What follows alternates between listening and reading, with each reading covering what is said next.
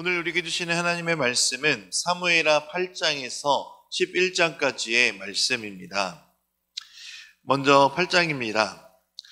8장은 다윗의 성공적인 정복 이야기를 다루고 있습니다. 바로 다윗의 왕국이 군사적으로 매우 강성한 나라였음을 알 수 있는 대목이 바로 8장입니다. 2장에서는 다윗은 블레셋과 모압과 아람의 나라들을 정복하고 하맛에게는 공물을 받으며 그 정복한 나라에서 노력한 것을 하나님께 드리는 장면을 볼 수가 있습니다. 8장 15절부터 18절은 다윗의 관리들이 나오는데 우리 15절 말씀을 함께 읽도록 하겠습니다. 다윗이 온 이스라엘을 다스려 다윗이 모든 백성에게 정의와 공의를 행할세. 아멘. 다윗은 왕의 본래 의무이며 업무인 정의와 공의를 시행했다라고 말씀하고 있습니다. 이것은 다윗이 이스라엘 왕으로서 최고의 재판관 역할을 한 것이기도 하지만 다윗 자신은 하나님으로부터 다스리는 임무를 받은 청지기이다라는 사실을 보여주는 것이기도 합니다.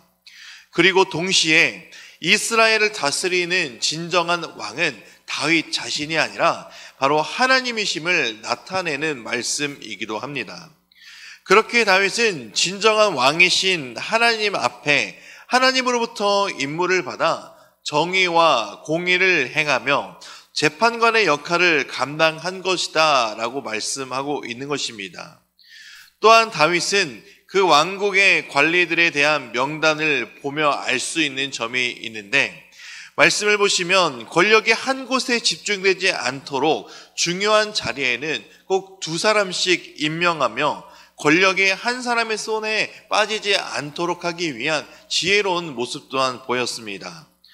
사관 여호사밧과 서기관 스라야는 민생에 대한 책임을 졌으며 사독과 아비아달은 예루살렘에서 제사의 의무를 졌으며 그리고 요압은 군대를 통솔하게 했으며 동시에 브나야는 용병들과 그렛과 브렛 사람들을 관장하게 하여 왕국의 기초가 견고하게 놓여지게 되는 것을 볼 수 있게 됩니다.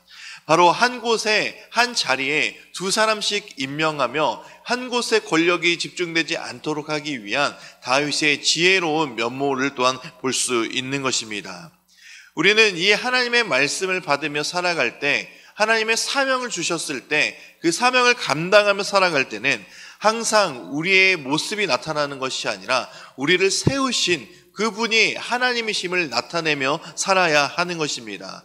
바로 왕이지만 왕으로서의 임무보다 자신을 세우신 하나님께 집중되도록 하기 위해 이러한 지혜로운 역할을 했던 다윗처럼 우리도 바로 이렇게 지혜롭게 나의 삶을 하나님을 드리며 하나님의 모습이 우리의 삶에 나타내도록 살아야 한다라는 것입니다. 그것이 바로 우리의 본분이며 우리의 성도로서의 삶이 된다는 사실을 잊지 마시기 바랍니다. 9장입니다. 이제 9장에서 20장까지는 다윗의 왕위 계승을 다루는 이야기가 나타납니다. 그 첫 번째 장인 9장은 이 이야기의 시작 부분으로 다윗은 요나단과의 이 맺었던 언약을 잊지 않았음을 볼 수가 있습니다. 그래서 요나단의 아들은 무비보셋에게 인애를 베풀게 됩니다.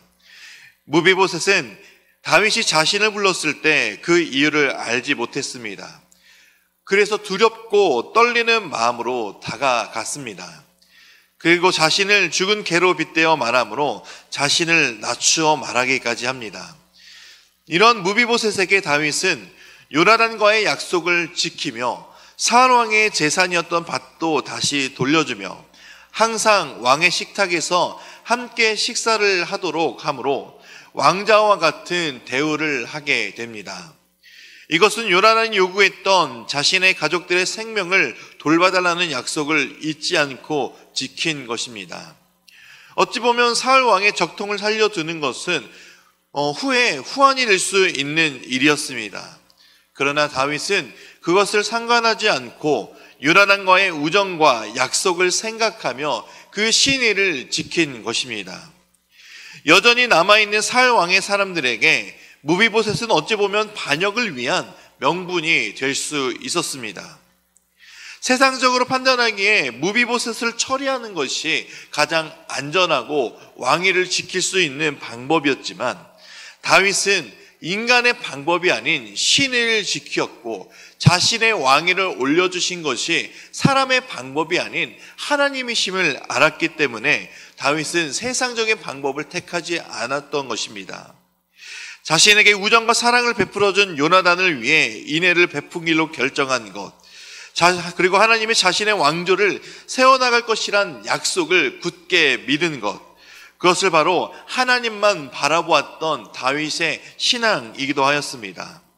이런 다윗의 모습이 우리의 모습이 되어야 합니다.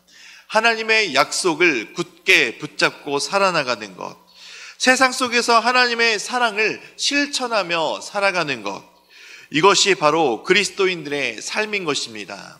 말만 사랑하며 살아가는 것이 아니라, 사랑하라고 말씀한 것을 듣기만 하고 살아가는 것이 아니라 삶에서 실천해야 합니다.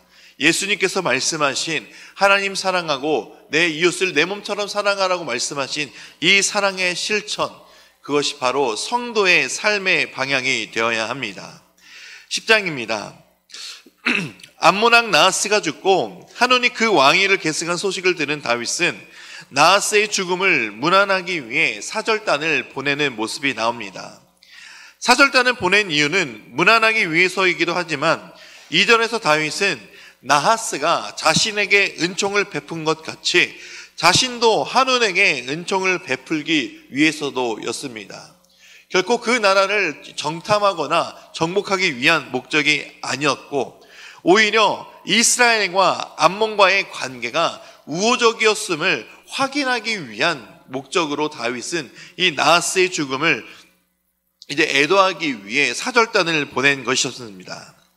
그러나 암몬의 사령관들은 다윗이 보낸 사신의 주된 목적이 암몬을 정복하기 위한 정찰로 온 것이다 말하며 한운에게 의심을 불어넣게 됩니다.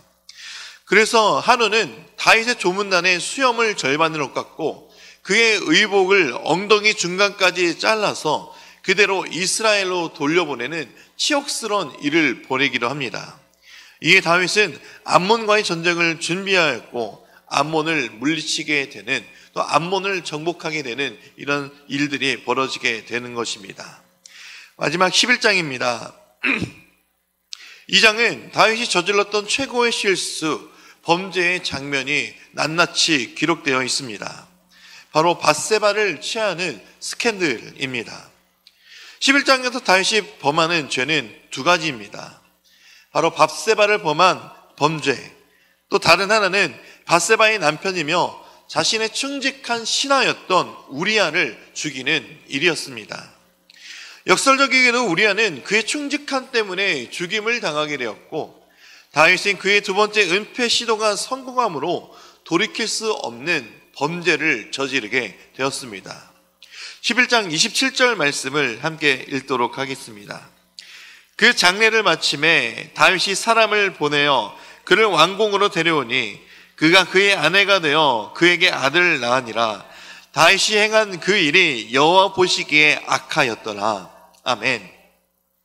다윗이 이러한 행동은 그 누가 봐도 용납할 수 없는, 용서되지 못하는 일이었습니다. 특별히 여호와 보시기에 악하였다, 이 말씀을 하고 있는 것은 열왕기에 나오는 악한 왕들의 평가에 사용되는 표현으로 하나님 보시기에 매우 괘씸한 일, 매우 악한 일을 다윗이 행한 것이었습니다. 다윗의 행한 일을 악으로 규정하셨고 하나님의 불쾌한 감정을 감추지 못한 것을 나타내는 표현이기도 합니다. 하나님의 마음에 합한 사람이었던 다윗도 죄에서 자유롭지 못했던 점에서 어찌 보면 위안을 얻을 수도 있습니다.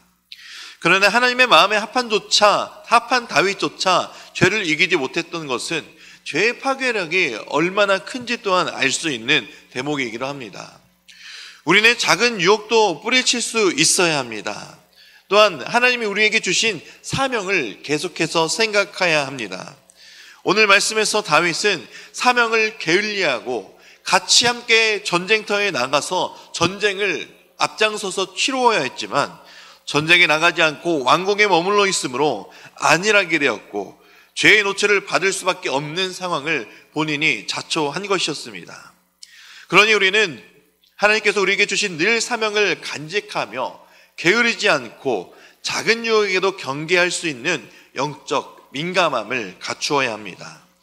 결국 죄는 또 다른 죄를 낳고 그 파괴력은 살인과 자녀의 죽음까지 이어지는 모습을 보게 되기 때문입니다. 죄는 감추려 할수록 더 큰 고통의 결과를 가져오게 됩니다. 사람의 눈을 피할 수 있어도 하나님의 눈은 피할 수 없기 때문입니다. 우리는 그 하나님의 불꽃 같은 눈앞에서 정직하게 행하며 늘 말씀 앞에 살아가는 삶이 되어야 합니다. 이제 말씀을 듣겠습니다. 사무엘하 8장에서 11장까지의 말씀을 경청하실 때 우리에게 주시는 하나님의 음성을 들으시기 바랍니다.